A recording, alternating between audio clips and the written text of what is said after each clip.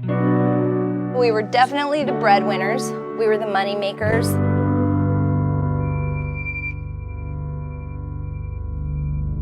They were out hustling record contracts, and we were hustling our asses.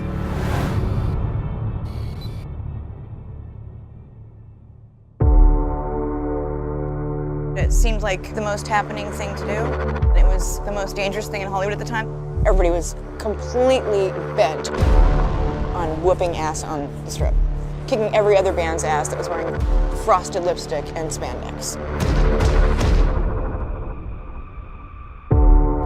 Before all the fame and the fortune, 1984, 1985, the guys were struggling on the street, starving, and thank God they met us girls because we helped them survive.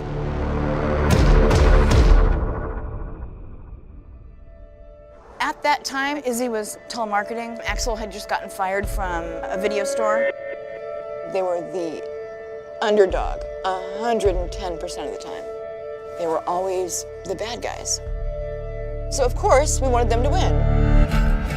I was a stripper at the 7th Veil, and we were making money. If they knocked on our door and they needed something, come on in. You know, the water's fine. They'd come take showers at the house, and when they were hungry, we'd feed them food and give them new clothes, because they didn't even have any clothes to wear.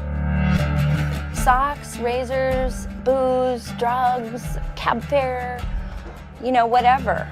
I used to get phone calls from the road all the time. Izzy'd be like, we're out of gas. Can you get us bus fare back? Can you get us this? We lost the van. All kinds of crap would happen. I mean, anything that could go wrong went wrong 10 times over. And just nobody would give in. We were just too pissed off to give in. I was a dancer, I did their hair, I was a roadie, I handed out flyers, I did their makeup, I did wardrobe. They had an energy about them that just made you want to get involved.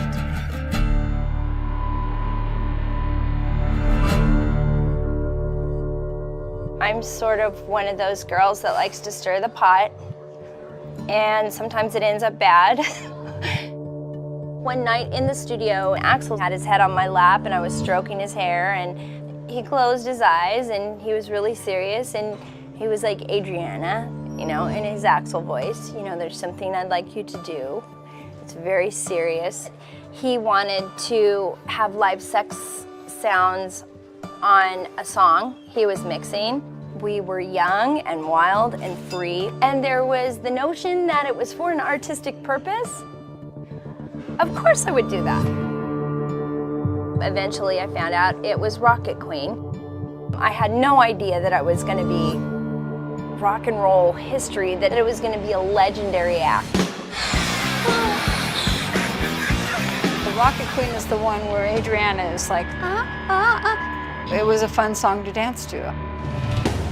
When Axl would do it, he'd be like, And of course the audience was going crazy over it.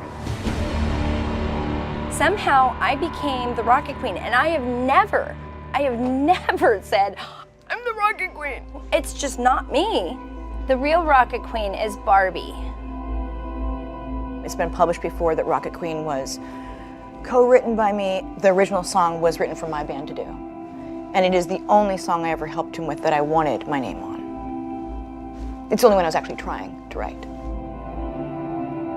Axl would be sitting on my couch saying, what do you think of this? And I'd say, that sucks, let's do this. It was a couple of friends, you know, both of us just sitting there writing. Any song assistance I gave him was because I loved him. And I wanted him to succeed. He's like, what if I make it? I said, there's no friggin' if. There is no if. It's 110% from here on out. That's it. This is what you're doing. He already felt that way, but I think he needed to hear it.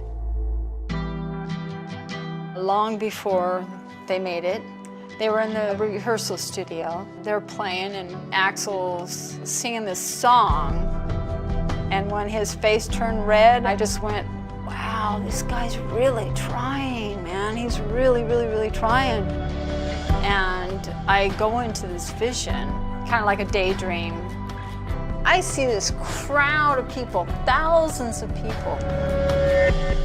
And then when I came out of it, I'm like, Axl, I just had this incredible vision oh my God, I seen you as a rock star. And he's like, really? Really? Do you really think it's gonna come true? And I'm like, yeah, I do. I believe in you. I think it's gonna come true.